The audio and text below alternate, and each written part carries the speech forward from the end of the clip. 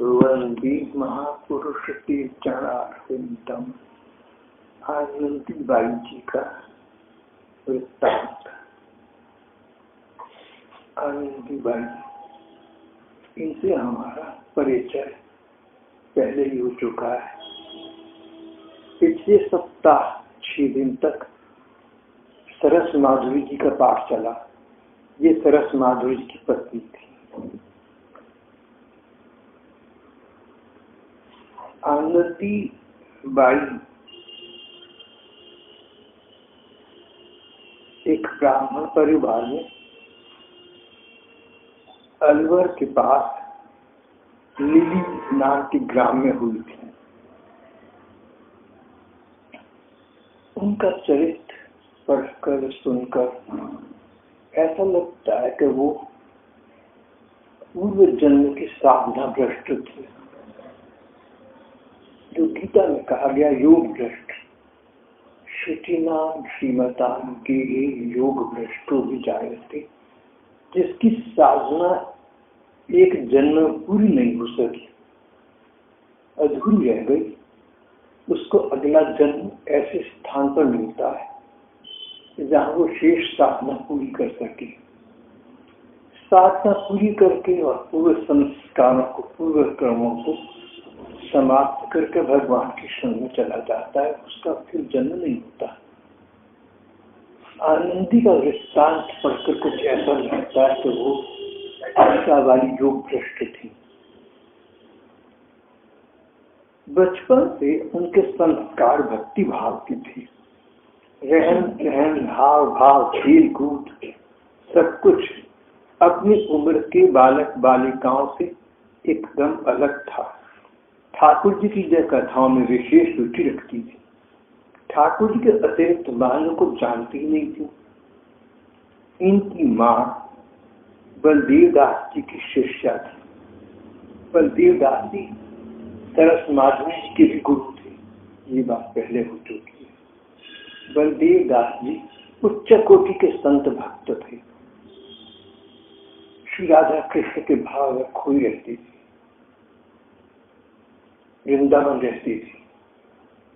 अपने शिष्यों के घर चली जाती थी। राजस्थान में कई भक्त इनके शिष्य थे।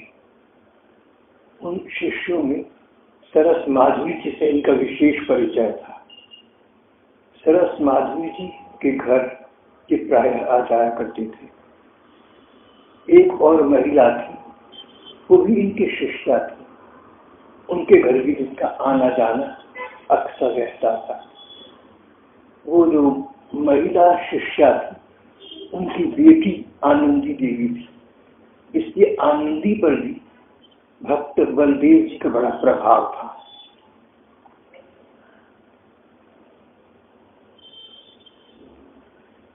बचपन से ये बलदेव जी के प्रति अगाध श्रद्धा रखती थी। बलदेव जी जब देवी ग्राम आती तो इनके ऊपर उनके विशेष कृपा दृष्टि होती। उस समय लगभग 100 वर्ष पहले बहुत से स्थानों पर बाल विवाह की प्रतिभा की, बाल विवाह की परिपाटी, बचपन में ही विवाह कर देना। बचपन में विवाह कर देना। जब कन्या ने रहना ही दूसरे घर में है तो वो यहाँ के मोरीज ना सीखे, यहाँ के रीति रिवाज उतने न सीखे जितने ससुराल के सीखे, क्योंकि वहीं रहना है। तो कहते थे कि लड़की तो पराई ये पराई अपनी घर जाएगी, पराई घर में रही है। ऐसी ऐसी बातें तब बहुत होती थी।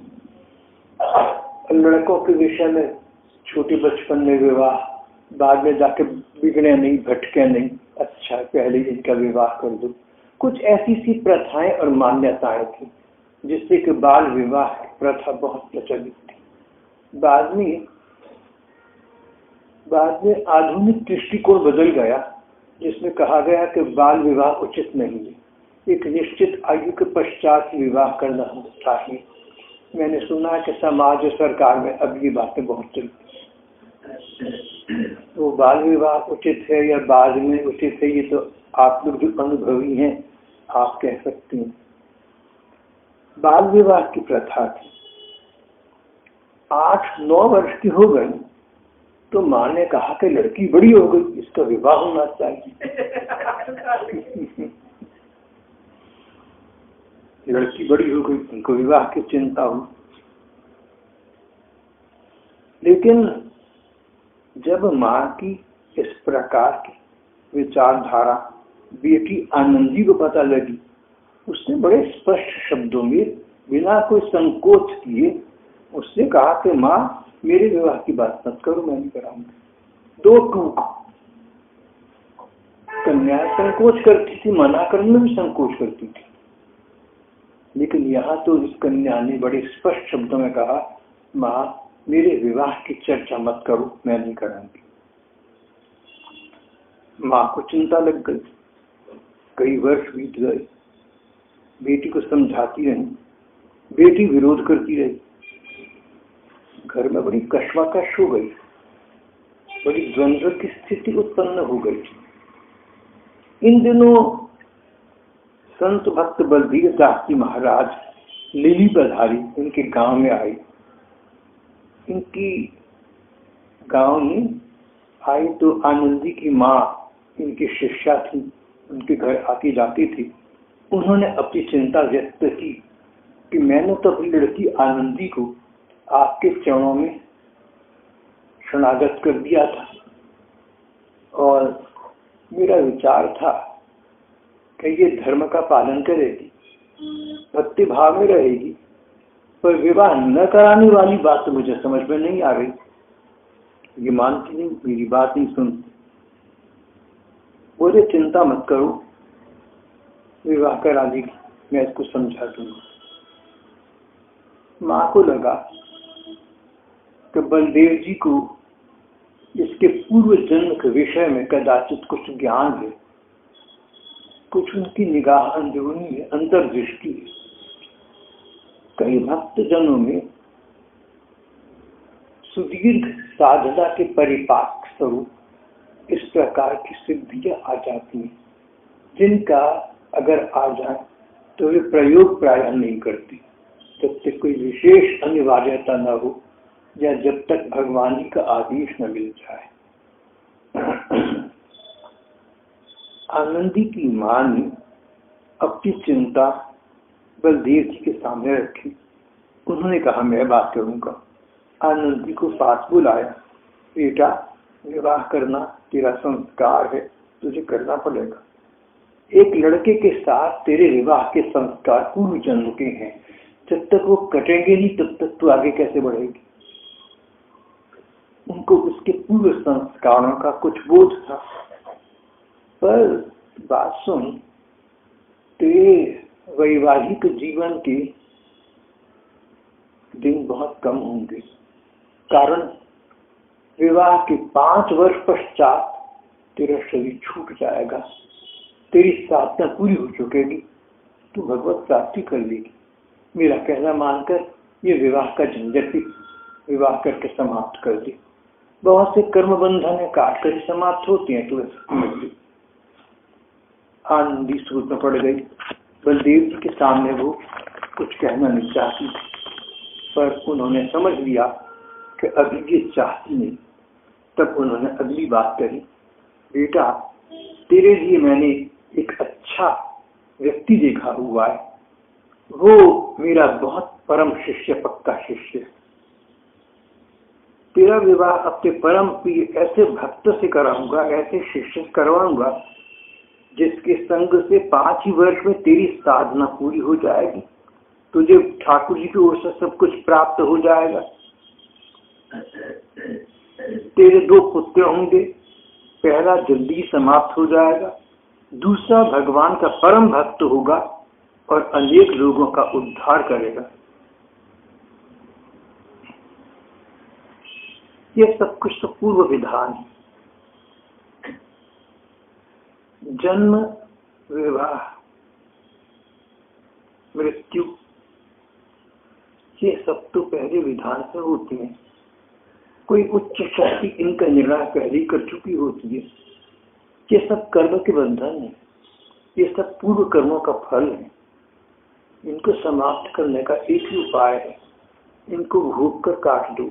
जो कर्म फल आए इनको भोग कर काट दो, ये समाप्त स्वयं हो जाएंगे। तुझे विवाह करना चाहिए, 5 वर्ष पश्चात तो प्रभु चरणों में स्वयं चली जाएगी।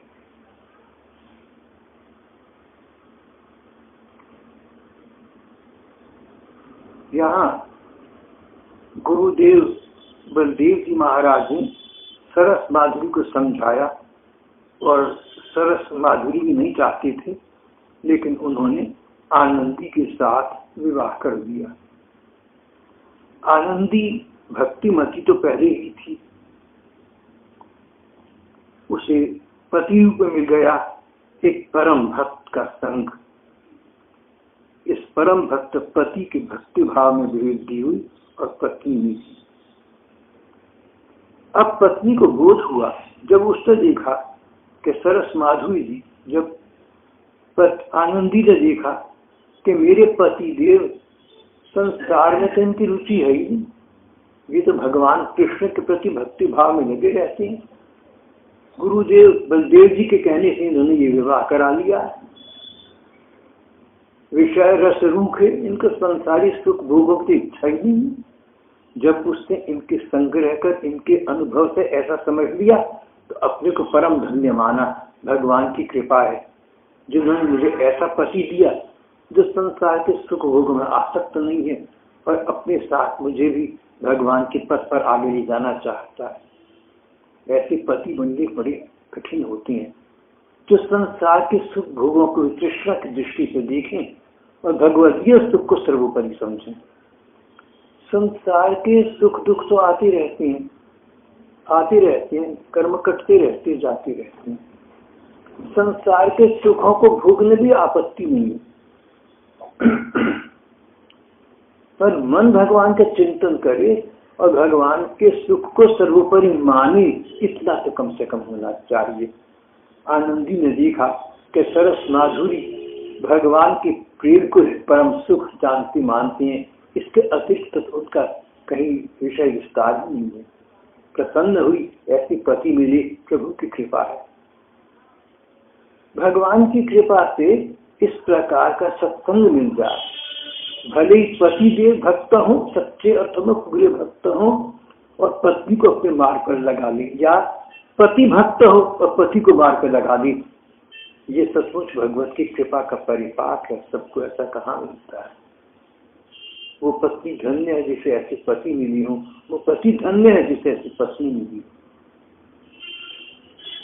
पति पत्नी के अतिरिक्त माता पिता बच्चे बहन भाई मित्र कोई भी भक्त हृदय के मिली हो तो ये संग धन्य हो जाता है। पति पत्नी की विशेष चर्चा इसलिए की गई कि ये नाता बड़ा अंतरंग है और पूरे जीवन का है।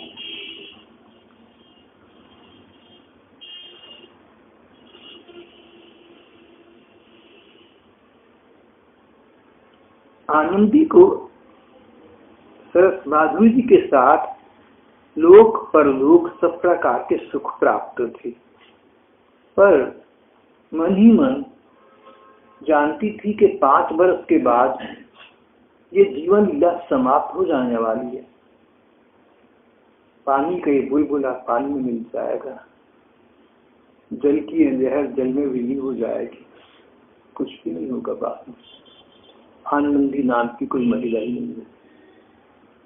संसार बड़ा विचित्र है, व्यक्ति का पता ही नहीं चलता, समाप्त हो जाता है। आनंदी को वैराग्य हो गया। मन में वैराग्य पहले भी था, अब तो व्यवहार में दृष्टि गोचर होने लगा। कहती थी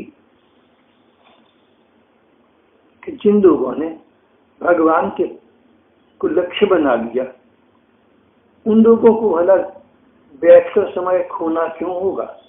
जिस व्यक्ति को विवेक जागृत हो गया, जब ये पता चल गया कि भगवान का सुख ही वास्तविक है, वही वास्तविक है, वही स्थायी है, वही बना रहने वाला है। संसार में सुख आते हैं और अपनी मियाद पूरी करके चले जाते हैं। जब संसार में सुख मिलते हैं तो ऐसा लगता है कि सुख बना रहेगा और सुख में रस की प्रतीति होती है, पर जब वो सुख छिन जाता है तो मन को कष्ट होता है, फिर तो मन कहता है लगना होता है। भगवान के प्रेम के रस की बात आपसे नहीं होती। भगवत प्रेम का सुख अनंत है, अक्षय है, और संसार के सारे सुखों को मिलाते तो उनसे करोड़ों गुना अधिक है। इसको कहते हुए विवेक वैराग्य की बुद्धि भगवत के पास ये बात समझ में आती है। आनंद जी को ये बात समझ में आती थी। उसने कहा 5 वर्ष के बाद प्रभु चरणों में हो जाना है, एक क्षण भी मैंने व्यर्थ नहीं बिताना।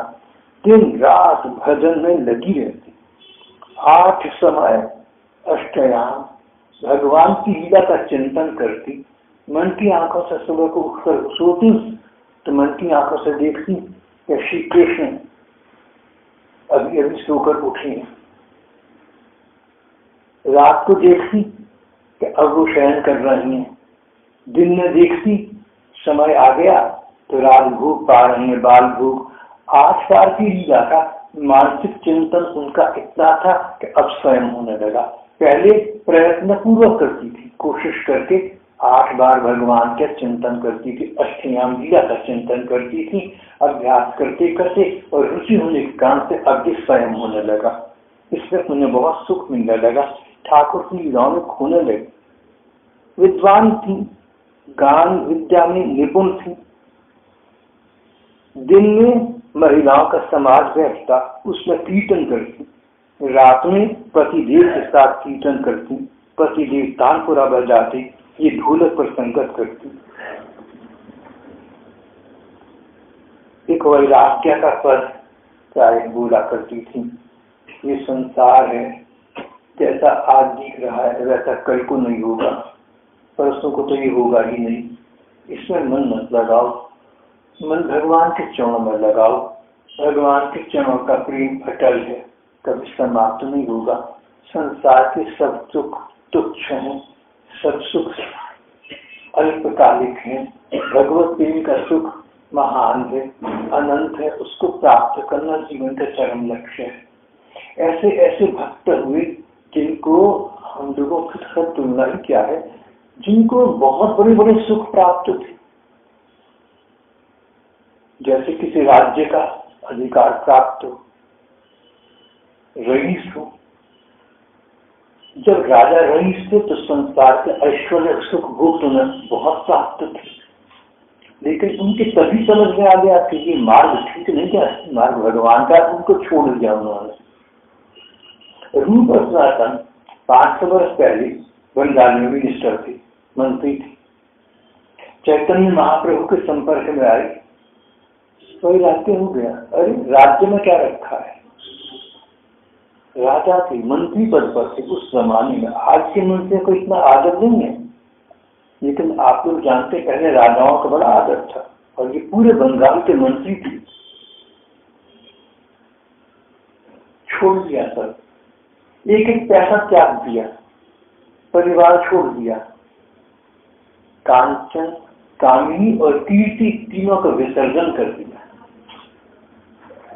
चैतन्य देव से मिली, श्री कृष्ण प्रेम पद की शिक्षा ग्रहण की, वृंदावन चले गए और परम व्यक्ति का जीवन, शेष जीवन उन्होंने वहां यापन किया। आश्चर्य होता है सोचकर, कहाँ तो मंत्री और कहाँ भीख मांग कर खा रहे हैं वृंदावन में। तो जो दे दे उसका भला, जो ना दे दे उसका भला, ये हालत।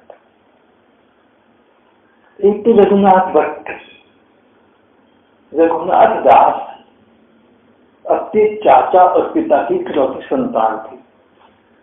सरकार के साथ उन्होंने अपने गांव का, पास के गांव का ठेका लिया हुआ था। 500 वर्ष पहले उनकी आमदनी सरकार को पैसा देने के बाद 8 करोड़ रुपया सालाना थी। 8 करोड़ रुपया एक साल का उनके पास बचता था। आज से 500 वर्ष पहले का 8 करोड़। उस इकलौते लालसा में पहले बच्चे को वैराग्य हो गया, अरे संसार के सुखों में क्या रखा हुआ, भगवान के सुख में प्रमाण करूंगा मैं। प्रभु चैतन्य देव से मिले, 8 करोड़ रुपया सालाना छोड़ दिया, घर वापस ही ले गए, सब त्याग दिया।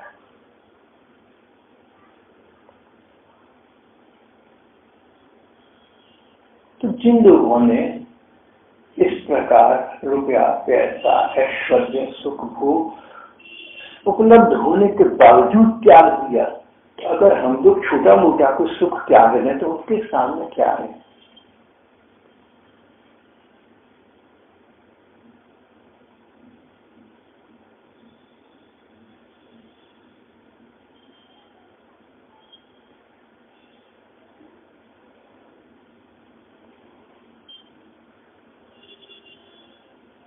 आनंदी बाई को पूर्ण वैराग्य हो गया। ठाकुर सेवा में एक बार पति सरस माधुरी जी कहीं बाहर गए हुए थे। ये अपने ठाकुर मंदिर में, ठाकुर जी इस कमरे में थे, उसमें बैठकर अपने ठाकुर जी की सेवा, उनकी पूजा में लगी हुई थी।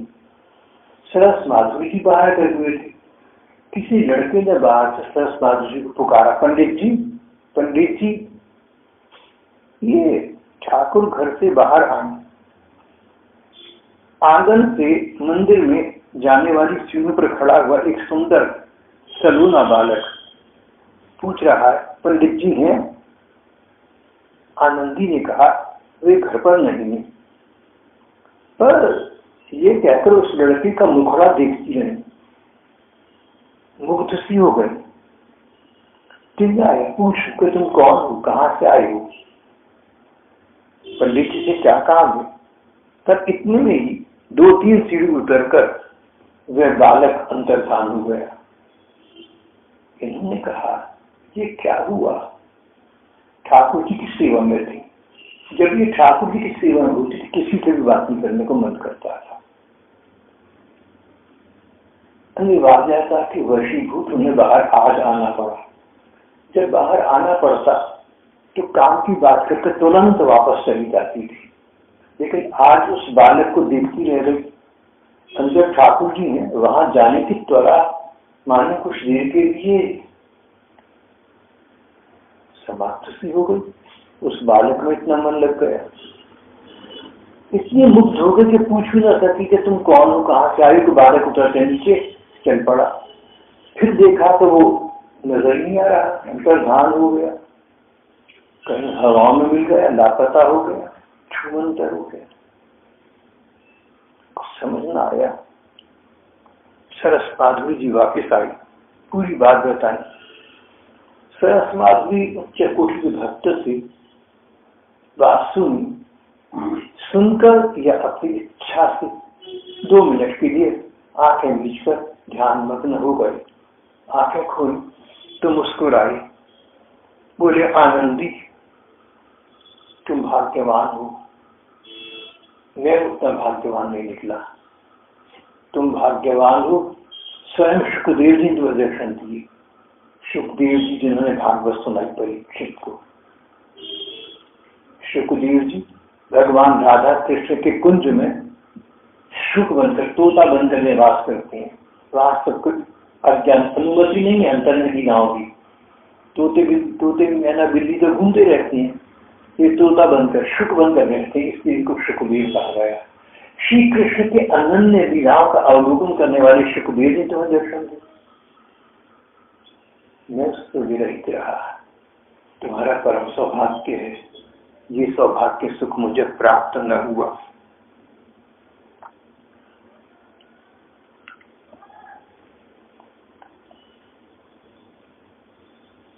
समय बीत चला, बहुत समय बीत चला। सोचा, समय तो बीत चला, 5 वर्ष का समय, 5 वर्ष की अवधि समाप्त होने को आ रही है। जीते जी श्री राधा कृष्ण का साक्षात्कार न हुआ। चलो जीवन के उस पार। पर मन में कलक थी, एक अकुलाहट थी, मन में एक इच्छा, एक त्वरा, एक उत्कंठा थी कि इन खुली आंख से जीते जी श्री राधा कृष्ण को देख लेती तो मन की सांस पूरी हो जाती। एक दिन अपने कुंज में बैठी, आंखें मीच कर श्री राधा कृष्ण के रूप का ध्यान कर रही थी। वहां कहते श्री राधा कृष्ण उनके सामने, उनकी आंखों के सामने साक्षात प्रकट हो गए। तभी उन्होंने एक भजन लिखा, एक पद लिखा। उसने कहा कि श्री राधा कृष्ण की जो मुझ पर आज कृपा हुई, इसका कारण भी योग्यता नहीं है। अपने को देखूं तो भला मुझे कृष्ण प्रेम का, मुझे तो श्री कृष्ण का नहीं पता था, कृष्ण प्रेम का नहीं पता था, और श्री कृष्ण के दर्शन होंगे चाहती तो ऐसा थी, मगर सोचा नहीं था मिलेंगे। ये सब मेरे गुरुदेव बलदेव जी की कृपा है। बलदेव दास जी जो उनके यहाँ आया करते थे। सखीरी म्हारा सदगुरु परम दयाल, सहज कृपाल करुणा के सागर, शरणागत प्रतिपाल, भव सागर सो डूबत राखी अपनाई तत्काल। मैं तो दुनियादारी में पड़ी हुई थी, पता नहीं कहाँ से कहाँ जा रही थी, मगर गुरु बलदेव जी मिले, उन्होंने मुझे ठीक पथ पर लगा दिया। अपने आप उन्होंने मुझे स्वीकार कर लिया। दीन जान मुहि शरण दीन, पल पल करे संभाल। जैसे कोई राजा रईस दया करके कृपा करके जल्दी नारी बड़े कुत्ते को बाहर निकाल दी और उसको झुला झुला कर पास रखी, खिला पिला कर स्वस्थ कर दी। मैं तो संसार की सागर में डूबी हुई थी, मुझे तो कृष्ण प्रेम का बोझ ही नहीं था। और गुरु बलदेव दास जी ने इस प्रकार लक्ष्य और पथ का निर्माण किया। जैसे कोई व्यक्ति करुणावश किसी पशु को पाल ले, ऐसे मुझ पर पशु सरीखी को उन्होंने पाल लिया, मुझे श्री कृष्ण पथ का बोझ लगाया। आज श्री राधा कृष्ण की झलक सीखी, उनके दर्शन हुए, ये उन गुरु जी की कृपा है। ये मेरी पात्रता नहीं है, मेरी योग्यता नहीं है। देव उपदेश भरम सब बेटी, उन्होंने मुझे उपदेश दिया, उन्होंने मुझे दिशा दिखाई, मेरी सब भ्रम मिट गए। कठिन कर्म के बंधन काटे, कर्म के बंधन बड़े कठोर होते हैं, उनको कटवा दिया। पाई भक्ति रसाल, और श्री कृष्ण के श्री राधिका जी के चरणों में रस भक्ति का बीज बो दिया, अंकुरित उत्पन्न कर दिया। सरस प्रीति हृदय में उपजी, दर से लाड़ी लाल। इसी कारण से लाड़ी श्री राधा जी और श्री कृष्ण नंदलाल, आज इन दोनों ने मुझे प्रत्यक्ष दर्शन देकर अपनी कृपा की है। आनंदी बलदेव गुरु ने सब विधि करो निहार। जहाँ पर गुरु परंपरा है, वहाँ पर शिष्य लोगों को अपनी सच्चाई से और गुरु जी की सच्चाई से कुछ प्राप्ति हो जाती है। निष्ठा की बात है, गुरु भी सच्चे हो, शिष्य भी सच्चा हो, तो बात बन जाती है। और कहीं कोई एक ठीक हो या दोनों ही ठीक ना हो तो बात भी बढ़ जाती है, लंबा हो जाता है मार्ग। मगर यहाँ पर तो दोनों सच्चे थे, गुरु जी भी सच्चे, शिष्य भी सच्चा। तो शिष्य को गुरुदेव की कृपा पर चलत पंथक पर चलने से श्री राधा कृष्ण का दर्शन हो गया।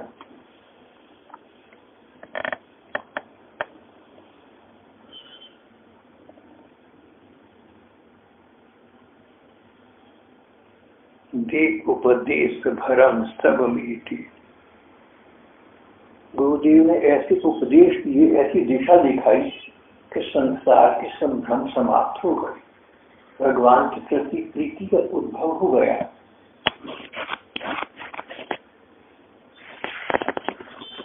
फिर सन 1899 आ गया। समझ लिया अब मेरा एक अंतिम समय आ गया है, जो बलदेव दास जी ने पहले कह दिया था। अब मुझे श्री राधा कृष्ण के चरणों में सदा सदा भी स्थान मिल जाने वाला है। समझ लिया कि श्री राधा रानी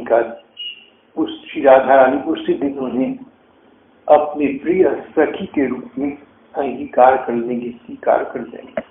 एक दिव्य आनंद का प्रकाश हृदय में छा गया, पर एक मन में कष्ट रहा। आज श्री राधिका जी मुझे अपनी क्षण में ले लेंगे, सो तो सर्वोत्तम बात है, पर गुरुदेव जी के दर्शन न हुए। अंत समय उनके दर्शन हो जाते। पतिव्रता भी थी और अपने पति को संत मानती, संत निष्ठा भी थी। सरस माधुरी कहीं बाहर गए हुए थे, उनके भी दर्शन न हुए तो मृत्यु से पहले या संस्कार से पहले इनकी उपस्थिति हो जाती तो मेरे लिए बड़ा सांत्वनापूर्ण काम हो जाता।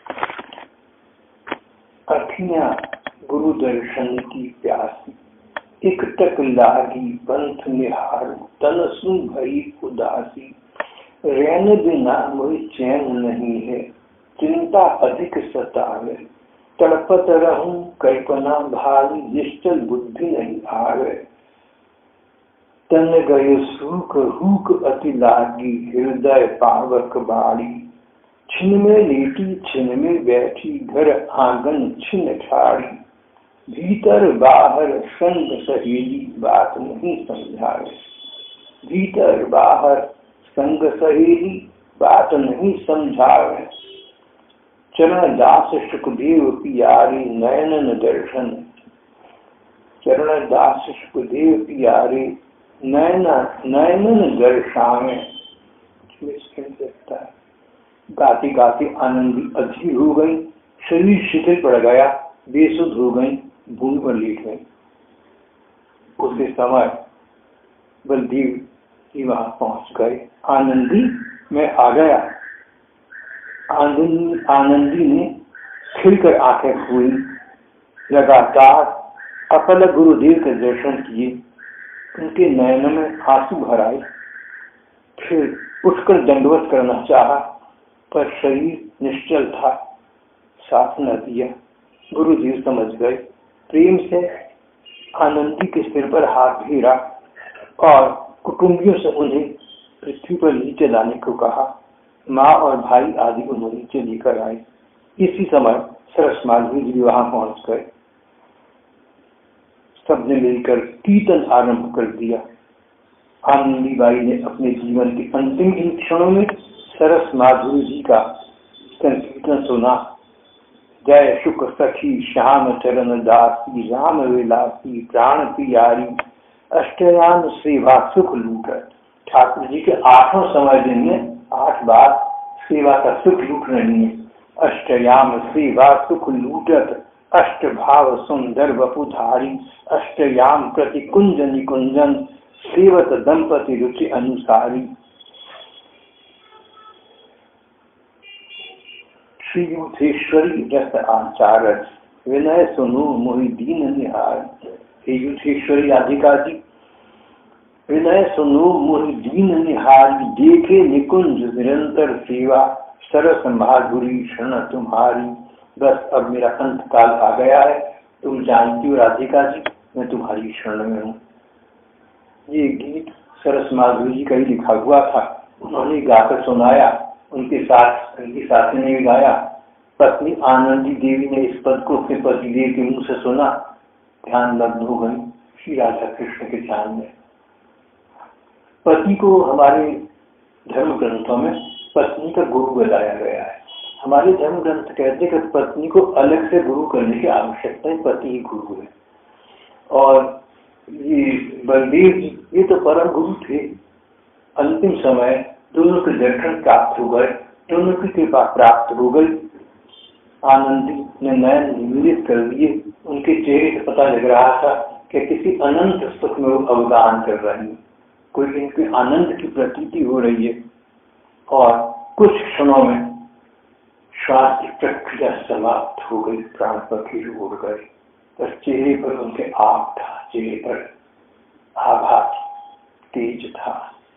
लग रहा था कि आनंद के सागर में, आनंद की शैया पर सुखासन में आनंद की नींद सो रही। यहाँ हमारा आनंदी बाई का आज का प्रसंग समाप्त होता है। आनंदी सरस माधुरी के पुत्र वो भी इसी प्रकार के भक्त हुए। उनका नाम हुआ रसिक माधुरी। रसिक माधुरी के प्रसंग हम आगे करेंगे। आज हमारा समाप्त।